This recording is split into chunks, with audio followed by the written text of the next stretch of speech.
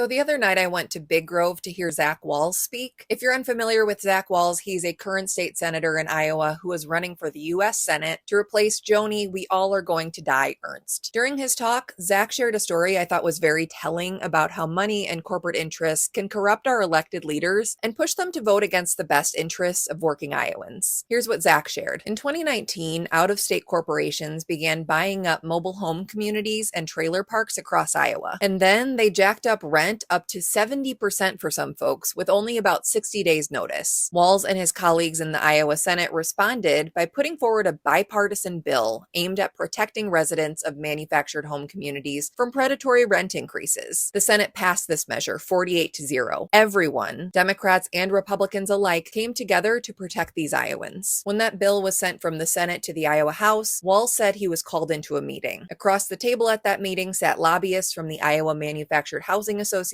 and then State Representative Ashley Hinson. It turns out in 2018, Ashley Hinson was running for re-election in the Iowa House of Representatives and accepted a $1,500 check from the Iowa Manufactured Housing Association. Having received this donation, Hinson killed the bill that would have safeguarded Iowans living in mobile home communities from steep and cruel rent hikes. $1,500 was all it took for Ashley Hinson to turn on Iowans. Now in 2020, Ashley ran for higher office and she won. She currently represents Iowa's 2nd congressional district, that's Northeast Iowa, and has been in D.C. ever since. Washington, D.C., where the lobbyists have even fatter wallets. Now, Ashley Hinson is running for the U.S. Senate in 2026. That is a 6-year term with even more power. 6 years of someone willing to sell out the state of Iowa for a check. Zach's story of how Ashley operates when the cameras aren't on and Iowans' livelihoods are on the line is all you need to know about what a 6-year term for Senator Hinson would look like and the harm it would cause us. Hinson is likely going to be the Republican nominee for the Senate in 2026. There are 3 contenders to be the Democratic nominee: Zach Walz, Nathan Sage, and Josh Turek. You should definitely go look them up and get familiar with them.